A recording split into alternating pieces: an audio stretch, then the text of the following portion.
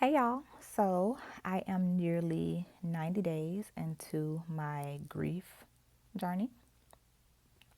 For those of you that don't know, my boyfriend passed away November 11th, 2023. And I've been journaling my grief via YouTube just to show people who have lost someone how life goes afterwards, or my experience with life since everything has happened.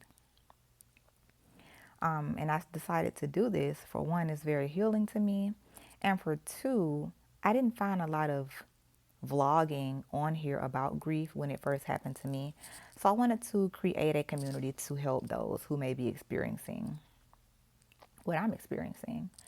So, like I said, I'm nearly 90 days in. My boyfriend was the love of my life. He was amazing. And since I've been on this journey, I've noticed that my spiritual awareness has increased dramatically. My psychic ability have really increased. I've been studying a lot of books on the afterlife. I have been having mediumship experiences, connecting with other people that passed away, not even intentionally. And of course, I've connected with my boyfriend several times. He's come to me several times in dreams, and life has just been very, very different. Losing someone close to you, it really changes your perception.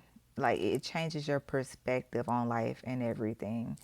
Before him, I had lost a grandmother and several cousins and even a childhood friend. And, the pain hurt in the very beginning, but I would say after, a month or so, I may think about them every now and then, but it hasn't been as heart wrenching as this particular loss. And I think it's because, my boyfriend was someone that I talked to every day. And the only time we didn't talk every day is if we probably were beefing or something. But overall, all in all, I knew that if I needed to talk to him, he was there. I knew that if I needed him, he was going to answer. And it's like now there's no more. So it's different. It's real life. It's real life. It's not vlogging about it to get likes and views and things like that. It's real life. That's something that you will deal with every single day. And like I've heard a million people say, it's something that you just learn to cope with, learn to deal with. With me, it's an everyday journey. Every single day, I think about him every day. There's not one day that goes by that I do not think about him. Because he was just such a major person in my life. So I have pictures of him in my room. I have on his shirt right now, and I have on his joggers right now. His mom was nice enough to give me some of his clothes so that I can wear them and sleep in them. So that really helps. I have lots of voice clips that he sent me. I have entries from his journal that he wrote that his mom allowed me to take pictures of. I have text messages. I have photos of us. I have videos of us dancing. So I have so many amazing memories. But one thing I will say is that it's hard to find people that are really there for you, like really there for you. For one, unless you can find someone who's going through a loss exactly like yours, they don't really know what to say. And it's not their fault. People just don't know what to say. So it's a very lonely journey. And people have asked me, a couple of people have asked me, have I dated or anything like that, or have I thought about dating? And I'm like, in my head, I'm like, are you serious?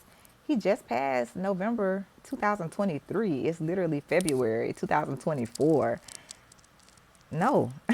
Like, I mean, I have thought about it, yes, but am I really into it? I don't really, for starters, I was single from 2016 until 2023 when I met my boyfriend. And while I was single, of course, I dated people. I went out, I had fun with people, but nobody just did it for me enough for me to get into a relationship with them. Because the way to my heart is through spirituality, and it's not through reading books. It's not through, you read a lot of books or you watched a lot of YouTube channels and now you're spiritual so you can tell me. No, it's not that. It's literally having a beautiful soul that I can connect with. Like I connected with his soul on day one, you know. So it's like, and I am so discerning, and I know a lot of people say that, you know, but that's not to diminish the fact that all humans actually do have intuition and all humans are discerning as long as they allow themselves to tap into it. I'm going to say, I pay attention to my intuition and I pay attention to the vibes and the energy that I get. And I'm extremely clairsentient, clairvoyant. Like I just know, and if someone's energy is not right, I don't have the time for it. So yes, guys have come to me, yes, guys have tried, but it's like, no, they have big shoes to fill. Like, and I'm not comparing them because that wouldn't be fair, but they got big shoes to fill. It's like your soul has to be beautiful. And if your soul is not pure, I can tell. If the energy is not pure, I can tell. So this has been a very lonely journey for me. Yesterday I had a major, like, I'm not going to say major, but yesterday I had a breakdown. Like, I cried a lot about him. I missed him. You know, I have been able to keep myself distracted. I just went back to work. I went back to work this past Monday. So, yeah. And going back to work, that helps keep me to be distracted a little bit. And reading a lot of books about the afterlife, that has helped me as well.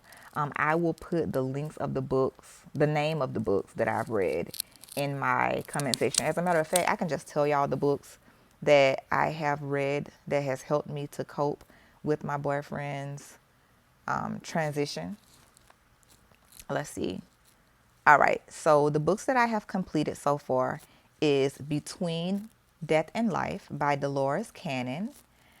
Let's see. It's another book. Psychics, Healers, and Mediums by Jennifer Wiggle.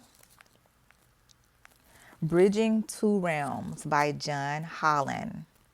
And a book that I am in the middle of reading now. Oh, I also read, oh no. The book that I'm in the middle of reading right now is Where Did You Go by Christina.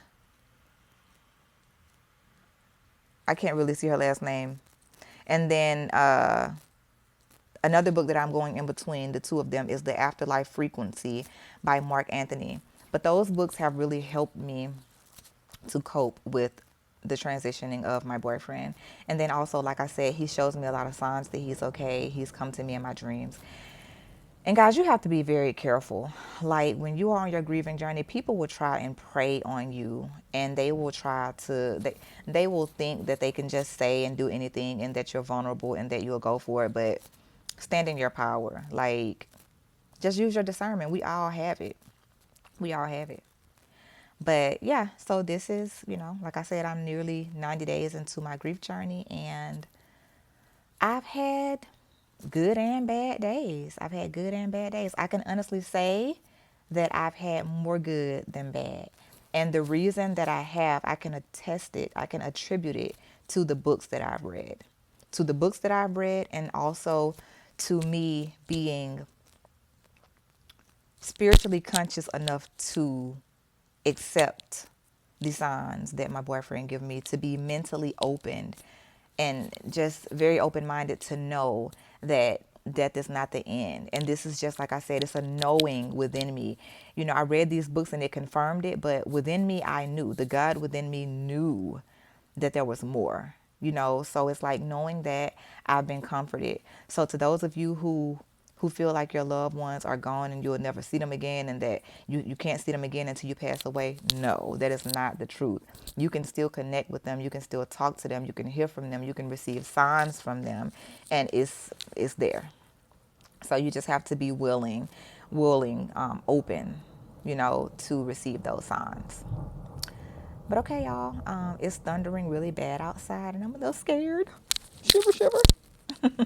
So I am about to, I'm about to just lay here in my bed and think about the love of my life and get some rest. Bye.